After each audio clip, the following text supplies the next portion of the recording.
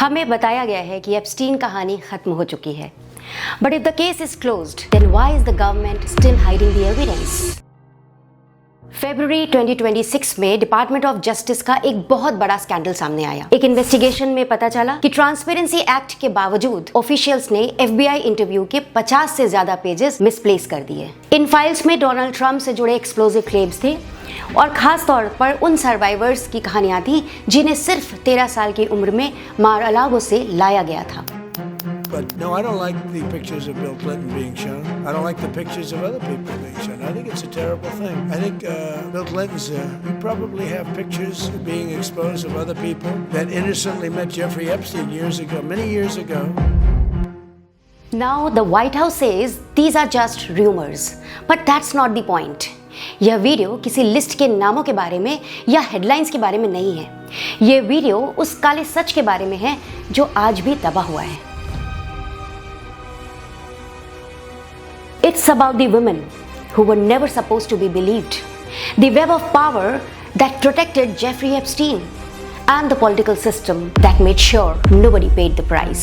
But to understand how he got that kind of protection, you have to realize that Jeffrey Epstein didn't just appear out of nowhere. He wasn't born rich. वो Manhattan का एक मामूली math teacher था, लेकिन उसके career का असली turn तब आया जब उसकी मुलाकात बेयर स्टेयर्न्स के मालिक एलन ग्रीनबर्ग से हुई। नंबर्स में उसका दिमाग इतना तेज चलता था कि बिना किसी फाइनेंस बैकग्राउंड के वो वहाँ एक हाई स्टेक्स ट्रेडर बन गया। लेकिन 1981 में उसे बाहर निकाल दिया जाता है। Till then, he didn't care because he had already learned that powerful people have everything except someone who truly understands them, and he had decided that person would be him. लेकिन एक मामूली फायर्ड ट्रेडर से एक global power player बनने के लिए उसे जरूरत थी एक ब्रेक की, एक बहुत बड़े ब्रेक की, and he found that in Leslie Wexner. Epstein सिर्फ वेक्सनर का पैसा ही मैनेज नहीं करता था, वह उसका साया बन चुका था। उसने वेक्सनर के पैसे से सिर्फ घर या प्लेन्स ही नहीं खरीदे, he used it to buy the influence that made him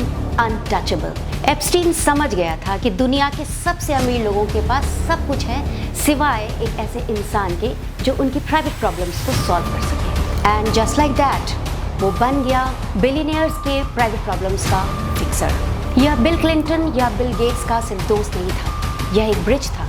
अगर आप एक बिलियनर हैं जिसे प्रेसिडेंट से मिलना है और a president who wanted to meet a scientist, you went through the math teacher from Brooklyn.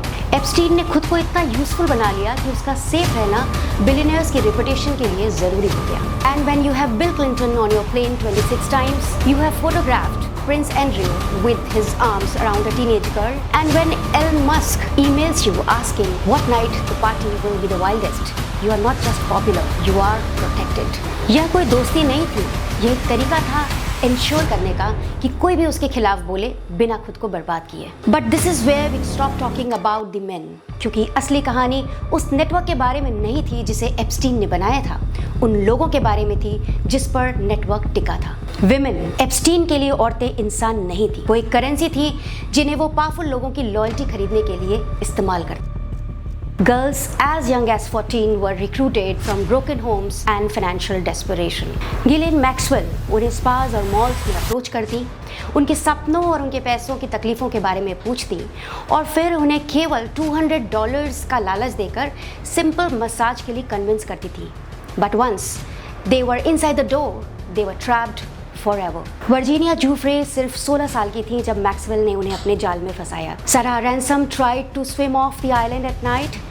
In order to avoid the constant abuse, prepare to drown rather than stay.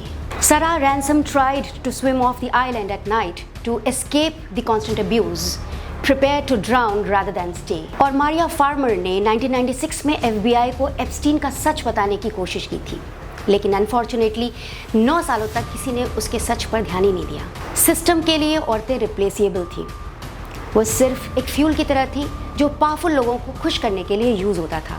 यही वजह है कि ब्रुकलिन का एक मामूली सा मैथ टीचर 30 सालों तक ये सब कर सका। जब 2008 में पुलिस के पास फाइनली एप्स्टीन को अंदर करने के लिए पूरे सबूत थे, तब यूएस अटॉर्नी एलेक्स एकोस्टा ने एप्स्टीन को एक सीक्रेट प्लिया डील देकर बचा दिया। वो सिर्फ 13 महीने जेल में रहा, and the funny part is that उसे दिन में काम के लिए जेल से बाहर जाने की भी छूट थी। Acosta later on admitted that he was told to leave it alone because Epstein belonged to intelligence. लेकिन उस डील ने न सिर्फ एप्स्टीन को बचाया बल्कि उसके साथ जुड़े हर बड़े नाम को इम्यूनिटी दिला दी. And the system protected him because he was the one holding everyone's secrets.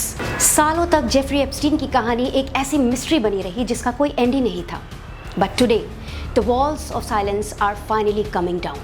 Prince Andrew is behind bars. Peter Mandelson has been arrested and stripped of his titles. Top leaders from Harvard, MIT and the World Economic Forum have been forced to resign. पर ये कहानी कुछ arrest पर ख़त्म नहीं होती. It's about the missing evidence. जैसे Epstein की सेल का वो 2 मिनट 53 सेकंड का CCTV फुटेज जो रातों रात गायब हो गया. सवाल ये है कि इतने सालों बाद भी गवर्नमेंट आज भी उन फाइल्स को दबाकर क्यों बैठी है. जेफरी एप्स्टीन आज भी बचा रहा. जेफरी एप्स्टीन इतने सालों तक इसलिए बचा रहा क्योंकि उसने खुद को उन लोगों के लिए ज़रूरी बना रखा था जिन्हें बर्बाद होने का डर था.